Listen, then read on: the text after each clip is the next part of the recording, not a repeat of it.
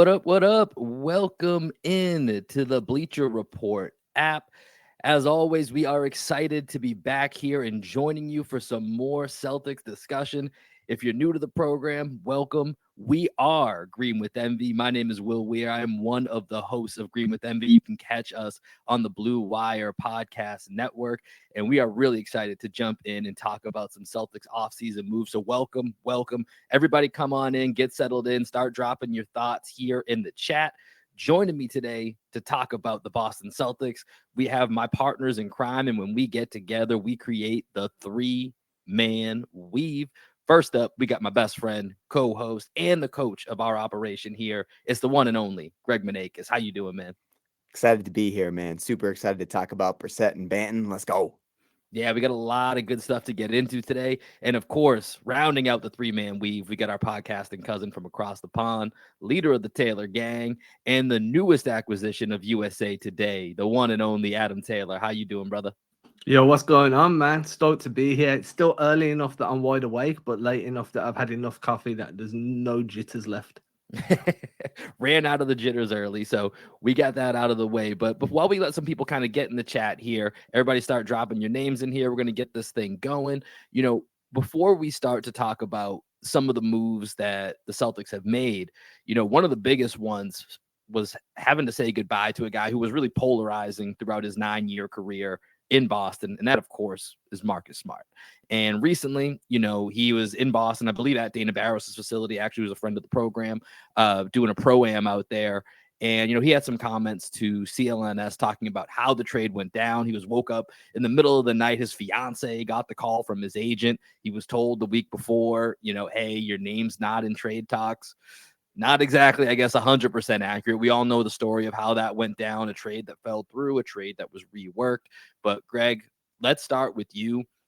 Now hearing Marcus give his own thoughts to what went down, week and a half or so ago here with one of the first real big dominoes of the offseason in the NBA and obviously for the Celtics here. How are you feeling after hearing Marcus's thoughts on the situation? Well, you're always concerned that the guy's going to come out and badmouth anybody, or, when you hear how he found out, he could have said that he felt very negatively towards it, or he held it against the Celtics for the way that they, some people would say, straight up lied to him, that he was safe. So when he had the perspective that he had, I think it just speaks to the character of Marcus Smart and why it's going to be tough to lose that guy.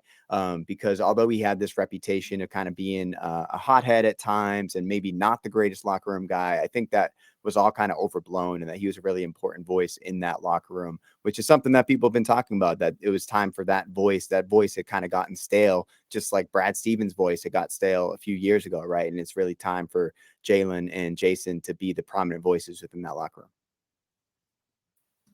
Adam, For me, I think the thing that I really focused on was whether or not he felt slighted by the decision, and I kind of put this word as a poll out now. Did Boston do Marcus Smart dirty?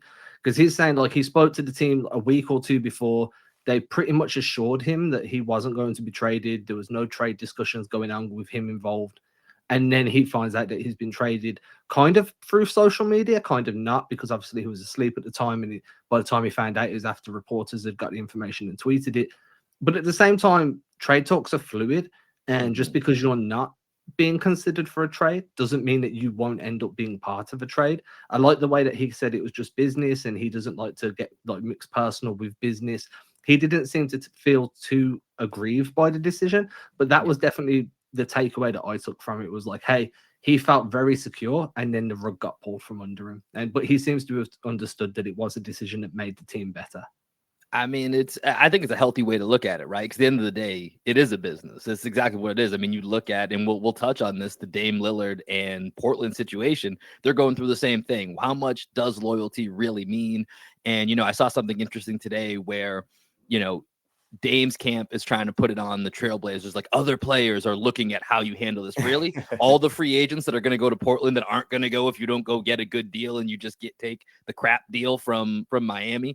Like, you know what I mean? So it's a really tough line to balance, and especially with a heart and soul type of guy like Marcus Smart, it makes it all that much more difficult. But that was the first big move of the offseason. But there's been a couple, and we're gonna touch on the Marcus Smart part of this again here. But what we really want to do today is, and we're going to have a couple of polls going out throughout this, broadcast here. So make sure you guys are voting on those. Make sure you get your chats going. We'll be responding to those and shouting some of those out. But what we want to do here is we're going to grade 4 off-season moves that the Celtics have made so far. And the first one that we're going to do here today on the stream, the first one that we're going to do is kind of a move that we don't really know where it lands. And Greg, you got a background as a teacher here, so I'm going to let you lead the way here and see how you actually judge this. But the first thing that we want to talk about today is Jaylen Brown. He's eligible for a super max extension, 5 years, roughly somewhere in that $300 million range. It will make him the first $300 million player in the NBA. He'll be right around that area, the highest paid player in the NBA, at least temporarily. Right now, no deal has been signed. So what type of grade are you giving this right now, Greg? I guess you got to give it an incomplete, but you could also look at it as passing or failing, right? Depending on how you're looking at the situation.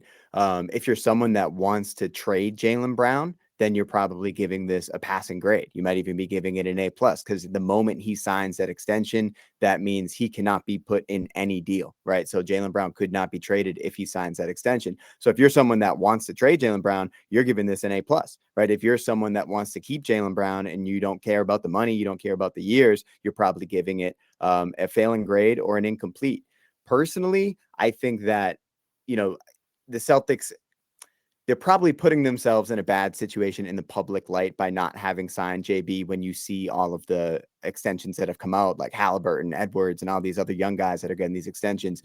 So the fans, I'm feeling it. I'm feeling anxious. I just want the deal to get done because I want to see JB in green for at least another year, and then we can see what happens next season.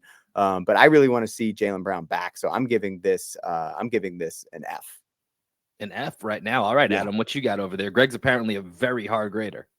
Yeah, I feel sorry for his former students, man. I wonder if any are gonna jump in the chat just to be like, yeah, they're gonna. You'll know if they're in there if they start cursing them out. Well, Yeah, I for saw sure. someone put in the chat, Adam Taylor, the GOAT. All my students would say Mr. Manekis, the GOAT. So we good. Until they see the report cards, right? I gave all A's, bro. I was a super easy grader. These poor kids, man, can't win.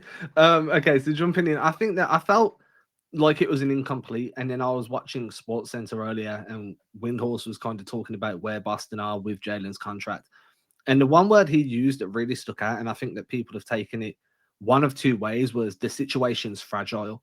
And what he means by that is it's very easy to think that this is a hardline discussion where it's, hey, you're Supermax eligible, you have to get 35% of the cap. And the reality of it is anything above 30% is still more than a max contract anywhere else. So Boston, from Windhorse's mouth, is kind of waiting to kind of finish off their business elsewhere, make their free agent sign in, see what other trades become available before making a decision. I think that that's a smart move, but you also run the risk of allowing Brown to feel some type of way, right? Like he's already been floated in trade rumors for the last 2 summers straight. Now this Dame stuff's happening, and I know Boston aren't really one of the forefront names on people's lips because of Dame saying he only wants to go to Miami. But then you look at reporting and everybody's saying, oh, well, Boston could, add Jaylen Brown to the trade and it's over. Dame comes to Boston. And for that reason alone, you have to give not extending him now a failing grade, because you've already let him feel some type of way for 2 years running, and now you're dragging your feet on keeping him around. Is he dragging? But for all we know, he could be dragging his feet on making a decision. He might have some pushback on this too. This is his future as well, right? Maybe he doesn't want to be tied to Boston. Although typically, we've seen in recent negotiations, you take the money and then you ask out. You kind of figure it out later. Maybe JB doesn't want to go that route, but for me, it's incomplete. And I guess if I'm gonna have to give it a letter grade, I'd go with a C, because that's kind of where we're at. We're waiting to see what happens. We don't know where this is going. And Dame officially asking out is potentially just coincidental that he hasn't gotten the extension done yet for whatever reason. As Adam said, there could be a bunch of reasons. But now, of course, everyone's going to have that third eye open and say, wait a minute, maybe they didn't do this on purpose, because once he signs that extension, you can't trade him for a year. So now it's maybe they didn't because they were waiting to see what happens with Dame. The two things could be unrelated, although there are reports that Boston was, inquiring around for, what it would cost, which I think is the responsible thing to do. I think you have to ask what could you possibly do? And I know for me, I would want to get it done without giving up Jaylen Brown. I don't think the Jaylen Brown for Dame Lillard trade has ever been anything that I would necessarily be interested in, but I don't think you get it done without it. So, right now, the extension is certainly interesting and something to keep an eye on. But I think being incomplete right now is probably the best way to do it. And like I said, I would probably give it a C. I'm pulling it up here in the chat. It looks like it's pretty split, across the board here of where you would rate this right now, what type of grade that you would give it for this. And that's pretty fair, I think, given where we're at right now. So with that, let's go to our second. Let's go to our second move that we're going to grade here, because this is one that involves an extension that did get done. So we opened up the stream today and we talked about Marcus Smart's comments. Of course, his comments are coming from his trade to the Memphis Grizzlies that ultimately landed Kristaps Porzingis, a first-round pick in this year's draft, which we'll talk about here a little bit later, and a Golden State first-round pick next season that is top 4 protected. And on top of that, the Celtics then doubled down and gave Kristaps Porzingis a 2-year, $60 million extension the first day of free agency. So Kristaps now locked in for 3 seasons with the Boston Celtics. I'm going to switch it up. Adam, we're going to you for this one. And I'm going to put the trade and the extension because they go hand in hand. So it's a trade and the extension for Kristaps Porzingis. Give us your grade. Yeah, I mean, might ruffle some feathers for the Marcus Smart fan club, but this to me is an A. Like, you move on from a player that, as we said earlier, maybe his voice had got a little bit stale in the locker room. He definitely didn't have his best season. Is this a world where you're getting out a year too early rather than a year too late on Marcus? And in return, you're bringing back a guy coming off the best season of his career who fills a position of need, adds more size, adds more interior scoring and perimeter scoring, and is pretty much a ready-made drop defender, which was an area where you struggled in the playoffs with not having a big that's mobile enough to kind of shuttle backwards and forwards in that drop. And then you extend him for below market value. In my opinion, I think that KP could have got more than that if he'd hit unrestricted free agency. And you do all of this while basically only losing 2 end of bench role players. I know Gallo never played, but he was never going to feature as he'd be a core rotation guy, but he was never going to be a star, right? You lose Muscala, and then obviously Marcus Smart was the cost of doing business because Brogdon fell through with the Clippers. This has to be an A for me. I don't see a way where you can be upset with the deal.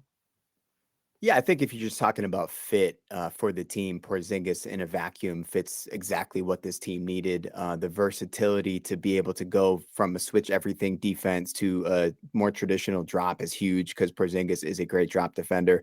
Still good protecting the rim, had some really good numbers on both sides of the ball this year. So I'm excited to have Porzingis. Giving it an A when you have to send out Marcus Smart when the first deal falls through and really the guy you want to get rid of, Brogdon, has to still be on the team. That's the only reason why I can't give this deal an A. But the extension, the numbers you're talking about, when you think of the other bigs around the league that got some contracts this offseason, right? You got Jakob Poeltl at 4 for 80. Vooch got 3 for 60. Lopez got 2 for 48. So would Porzingis have gotten more than 2 for 60 or more than 30 million on the market? I don't know. I think he's definitely a better player than those guys. But when you see what the market is for centers, where they're not really getting more than about $24-25 million a year, I think this is probably around where Porzingis falls, right? 2 for 77 was the initial report that that's the extension he was eligible for getting him for 2 for 60, I think is a big steal. Cause that was the big issue for me is if we were going to have to max extend Porzingis at 2 for 77, that just reduces the flexibility and the chips that we're able to push into, into different bets. So I like the Porzingis deal. I'm not going to give it an A. I'll give it a B minus, continuing my harsh grading. Can I just jump in here 1 second and say, go for it, do Boston not get any points for pivoting when that Brogdon deal fell through and quickly finding another way to make it, get it over the line? Does that not up it to at least a B plus? I mean, you sound like one of my former students, man, coming to me after class and just trying to negotiate a grade with me. But yeah, I mean, I think they did really well, giving up Smart. I like the idea of getting out a year too early than a year too late. You look what happened with Brad Beal, the Dame Lillard situation right now, where he was trying to force his way to Miami. It's just getting that Golden State Warriors pick, I think, is huge. There's a world in which they have bad luck this year, and that could be a lottery pick. So who knows what could happen, and that could be a lottery pick. I would probably bet that's going to be a late teens pick, but I think that's a really nice chip. And then when you're able to trade that other pick that you got and trade back for like 4 future second round picks, I think it was, and get Jordan Walsh at 38, I think that was overall a really good move. Yeah, and shout out to the chat right now. The chat is digging this move right now. Right now, Porzingis trade extension grade right now, A at 81%, running away with the chat right now for the chat's grade on this move. I think I fall a little bit more in line with you, Greg. Here, I gave it a B, so I'm slightly easier grading than you are right now. I think for me, it's like it's like you said, it feels a little bit more sour when this was supposed to be Malcolm Brogdon going out, and instead it's Marcus Smart, the guy that's built into who's really picked up the mantle of what it means to be a Celtic from the Big Three era till now. Marcus has been kind of the bridge, right, to get us to where we are today. And so, but also a change was needed, right? The same issues over 3 coaches with the same core keep arising. So this is something that we had talked about, that there was a change that needs to be made. And so with Porzingis, you certainly increase your talent level. I think your ceiling is potentially a bit higher, but the risk is, what you're getting with Marcus Smart. With Porzingis, we saw New York, and, the league was drooling over what this guy could potentially be. One of the original unicorns that we were kind of looking at for the first time. Goes to Dallas with Luka, never really shapes up. Feels like he gets injured a few times. His defense starts to slip. He builds his value back up last year with Washington, but obviously that's not a team everyone was paying attention to. But if you watch them in their pink unis just beat the hell out of the Celtics, out of the 1 seed, out of a chance to get the 1 seed, that memory sticks out in your mind. And if you're getting that guy, this is probably closer to what Adam's saying, an A- type of trade. But there is certainly risk with a guy that's so connected with the Celtic culture, a guy in Porzingis that's going to have some injury concerns. And so I do think that, and let me ask you guys this, the injury concern with Porzingis, how big is that for you? Because if you look at our roster, just as it is now, and we know that there might be more moves coming, Brogdon, injury concern. Rob Williams, injury concern. Porzingis, injury concern. Al, old concern. I mean, there's a lot of issues that weren't there before. That, I mean, even with Marcus, he'll be in and out, but shout out to Derek White. He's always going to be there. New member of the ball crew, my guy. Let's go. I love that. We should forget the rest of the stream. Let's just talk about Derek White's bald head. Derek White, love to see him joining the ball crew here. But how much of a concern is that injury history of Kristaps Porzingis? Greg, I'll start with you here. Definitely a concern, man. And the fact that he's playing for Latvia this summer, I wasn't pumped to hear that after what happened with Gallo last summer, and then Gordon Hayward, the ghost of Gordon Hayward returning to us. It's just really tough when you have a 7'3" guy who has an injury history, has only played over like 70 games, maybe once. I think last year he played 65 games, and then he's been like in the 30s, 40s, and 50s pretty much throughout his entire career. So it's a huge concern. That's probably why he also didn't get the 2 for 77, is because he knows, and the Celtics know, that there is an injury concern there. So I'm definitely worried with Porzingis. The fact that we'd have 2 of our 3 centers are injury prone. I'm not worried about Al Horford, although he's definitely getting older. He's a Dominican god, baby. Al Horford is not getting hurt. He's going to be good for 20 minutes a game. And I think Porzingis is definitely going to help take some of that load off of Al.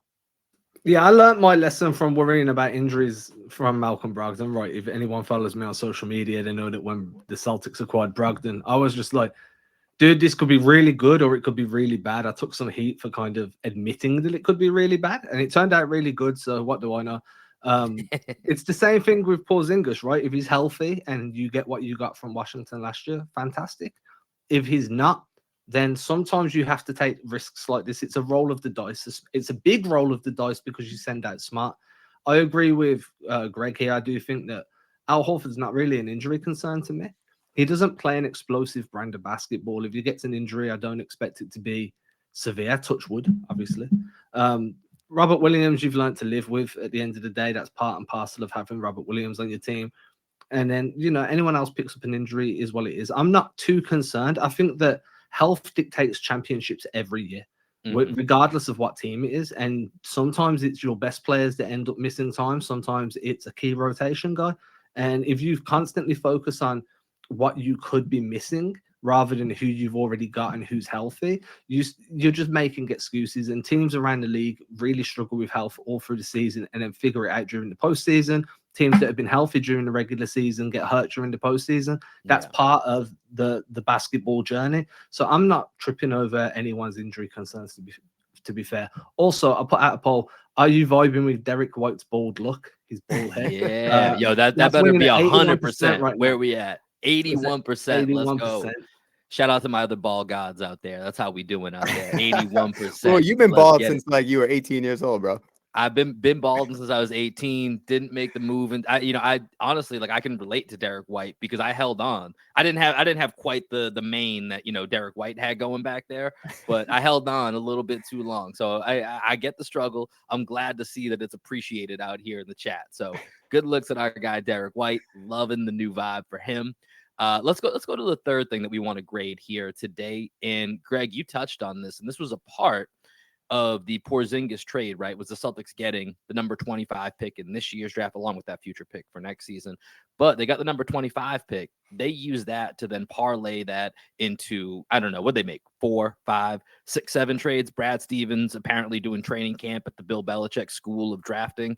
Just keep trading down, building up your assets. And that's exactly what the Celtics did.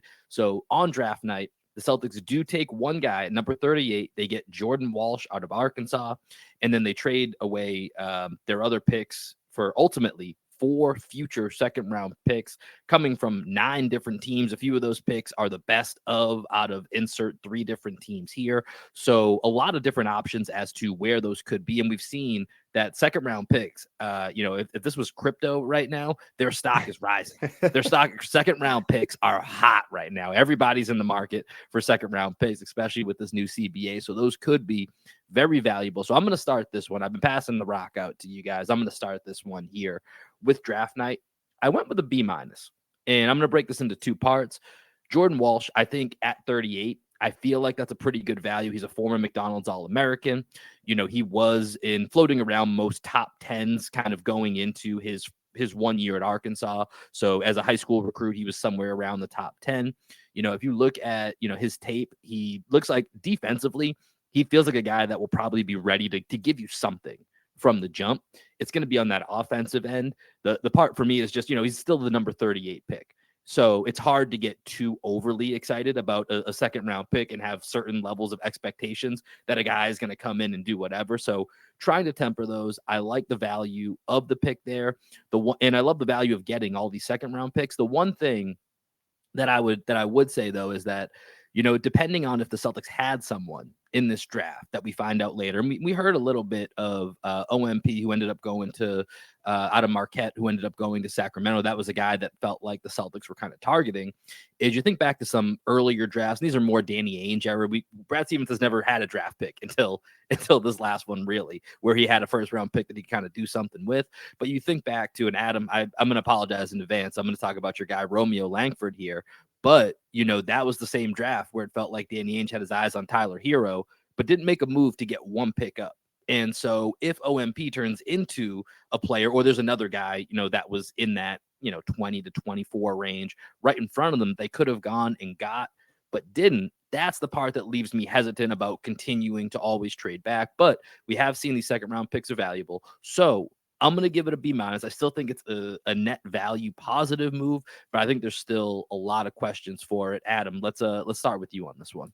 Yeah, I mean, for me, second round picks are valuable in trades now, especially with the new CBA coming in. And one of the reasons they're valuable is because of what you've just said about Jordan Walsh. If he doesn't pop, it's okay. It was a second round pick. He's going to be on minimal money. You can easily kind of, as callous as it sounds, you can cut him. You can look to flip him to another team that's looking to acquire young assets, maybe be just a fringe team in a trade just to facilitate some like minor details. And then you can also get involved in trades with your other second round picks. And then if you do draft a guy and he ends up sticking, he pops or he becomes a rotation guy, well, you've got him under cost control for a year or two, then you're going to re him up at lower amounts of money anyway. So there's no loss here unless you were, as you say, unless you were really targeting somebody and you just didn't push those chips into the middle to try and get them. moving back and acquiring assets is going to put you in a good position when a star becomes available. If Jaylen Brown doesn't sign a contract extension and says he wants out, now you can try and accumulate more. Or maybe in a year or two, when you're flirting with the second apron and you want to move on from Porzingis or you want to move on from Brown, that's cool too, because now you've got some draft assets that you can kind of play with to create a nice package to try and get the next tier of star. Do you know what I mean? If they become available. So I'm going to give it a B+. I think that this was a very futuristic move, not futuristic, but a move made with the future in mind. And I also think it's a move that helps now. Jordan Walsh's wingspan is ridiculous. I've watched quite a bit of tape on his defense. He's a very good defender, very ferocious defender. Offense is going to be a struggle. I don't expect to see him play significant minutes. I don't expect to see him play consistent minutes, but there's a chance that he could stick because defense will earn you minutes in an NBA rotation a lot quicker than what just being able to knock down shots will be, because we all know if you can knock down shots in college, doesn't mean you're going to be consistent knocking them down in the NBA. For sure. And I'm going to keep it pretty quick with my grade because I think you guys did a good job covering everything else. The fact that Boston has a guy named Walsh, and we can call him Walshy, thousands of Boston fans got to be excited. Hey, put Walshy on the wing. Dude, Walshy. why isn't Walshy in the game right now, dude? Go get Walshy, put him on the court. You see Walshy do that backdoor last game? So I think the fact that we have a guy named Walsh, I actually truly love that. I know many people in Dorchester where we grew up are going to be super excited to have a guy named Walsh. Oh, they're going to buy his jersey might sell out. So if nothing else, Jordan Walsh is going to be a great marketing opportunity for the Celtics. You lose Smart, but you bring in Walsh. We got to balance all things out here. So that will be a good part for the Celtics here. Let's go to the actual free agent signings. This is going to be the fourth and final grade that we dish out here literally just hours before we signed on. We had this all set up to talk about O'Shea Brissett and his 2-year deal. Well, let's tack on Dalano Banton, who I am really trying to make sure I don't call him Blanton instead of Banton. I don't know why my mind does it, but it always wants to add an L to his last name. Even when he was in Toronto, he is also now signed up to the Celtics on a 2-year deal. So these are the two free agency signings the Celtics have made. Of course, the Celtics are very much held in limbo with the status of restricted free agent Grant Williams, which doesn't allow for a ton of movement for the Celtics on a free agency standpoint of going out and really bringing in, other players to add to the rotation while we wait on that. So, Greg, let's start with you here. O'Shea Brissett, Dalano Banton, now brought into the Boston Celtics. What's your grade? I think if we're putting them together, I'm giving that probably an A- because you're filling out the back end of the rotation, right? When you combine them with Walsh, all you really need is for one of those three guys to pop this year and to be able to get minutes in the 8-9 man rotation, especially during the regular season, where Tatum played 37 minutes a game last year. Jaylen played 36 minutes a game last year. So you're looking for one of these guys to steal some minutes from the Jays, give him a little bit of a break. And then I also think Banton, I've always liked him in Toronto, man. He's a problem on defense. He's super long. He's like 6'8", 6'9". He's got good feel in the pick and roll. I was talking with Esparahini earlier today, and he was saying that he's not NBA ready yet running pick and rolls, but he thinks he's going to fit really well with the Celtics. So I'm excited for that. And I've always liked Brissett as well, but Brissett can shoot a little bit from three. He's a bit streakier than you'd probably want for someone that's getting consistent minutes in your rotation, but he can knock down 3-point shots. He's super athletic. The Pacers play a very similar style to what the Celtics want to play with the equal opportunity 5-out offense. So I think he's used to playing within a system like that. So I think Brissett and Banton, when you combine them together as an offseason addition, when they're only making a combined $4 million per year between the two of them, the Celtics did a really good job making moves around the margins. Yeah, man. I mean, there's not much more I can add. I'm going to give it a B+ just because having people at the end of the rotation that can plug gaps and having a coach willing to plug those gaps is going to be a massive difference, right? Is Joe Mazzulla going to be willing to give Tatum and Brown additional minutes away from the floor? Is he going to be willing to kind of have that stronger voice and be like, no, I know you want to be on the court, but right now we need you to rest. So, you shave off 2-3 minutes a game over the course of the season. That's quite significant in terms of impact on the body. I like Banton more than I like Brissett, but just because I've seen a bit more of Banton, not because I think that one's better than the other. I also like Jordan Walsh. We've got a poll going out here saying what grade does everyone give. A B seems to be where everyone's feeling it at the moment. Look, as you said, it's cost-controlled assets, Both guys, if I remember correctly, on 2-year deals, both with a Mhm. player option on the second year or a team option for one, team option for the other. If one of them pops, again, it's the same thing with second round picks, right? If one of them stick, you can look to extend, you can look to keep them around. If neither of them stick, you just chop and change them next season until you find somebody that does stick. And that's kind of going to be, as Keith Smith said to us during a podcast recently, that's kind of going to be how teams look to operate now with this new CBA. You're going to see a lot of those end of bench guys getting kind of bought in, let go, bought in, let go until you find guys that stick within that system. And look, man, as far as I'm concerned, and I'll let you jump in now, Will, a big thing that gets overlooked is fit. A lot of players' success comes with how they fit with the system, how they fit with the teammates around them. So just because like Banton didn't pop with Toronto doesn't mean he won't pop with Boston. Same thing for Brissett, same thing for Walsh. Walsh obviously is a draft guy, so he hasn't had a chance to pop anywhere yet. But fit is important. So just being chopping and changing guys makes a ton of sense to me.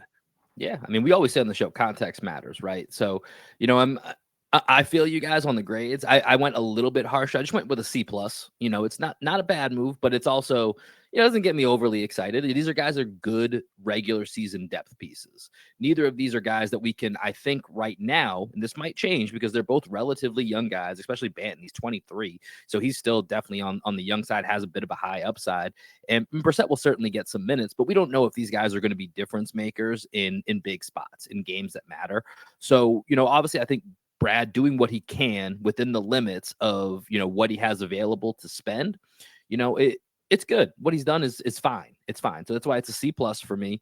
You know, guys that Adam and I had talked about on previous stream was a guy like Torrey Craig who just goes to the Bulls, and they haven't disclosed what those terms are. But if those are, you know, also a minimum signing, like that's something where I look at like Brissett, yeah, that's cool. I would probably prefer a guy like Torrey Craig, who we just saw play in multiple postseasons over the last few years. So that's where I have to ding it a little bit. I know that there's not a lot of room to work with it, but if a guy's trying to decide between the Bulls and the Celtics, and you know, maybe playing time is more important than winning, because that could be an edge. But it feels like there might have been a few other moves out there, but I can't really knock these moves too much, because ultimately the final piece of the puzzle for the Celtics offseason is really going to come down to Grant Williams, and then that will potentially maybe lead to another trade that might happen. But before we wrap up and get out of here, here's the last. We're not going to do another grade, but give me your prediction, because we're still waiting on Grant as to what's going to happen. Greg, I'll start with you, then we'll go to Adam, and then I'll wrap this up for us here. Give me your prediction for what happens with Grant and the Celtics. I think somebody offers him something that the Celtics are able to match, probably with like $12 to $15 million a year, and I think the Celtics are going to match, unless someone goes above and beyond and gives like $20 million. I think the Celtics are going to want to keep Grant Williams because as we saw, he's a great defender. He's a versatile defender against the bigger guys that you're going to have to go up against in the Eastern Conference. And then he's done a good job on Jokic. You know, I doubt he would have been able to, you know, put the flames out that Jokic was shooting out of his butt all playoffs. But I think that he's one of those guys that you want to have on your roster because he's a great 3-point shooter. He's one of those guys that's going to hustle. He's going to dive on the floor. He's going to sacrifice his body. And he's still a young guy that's still growing into his game.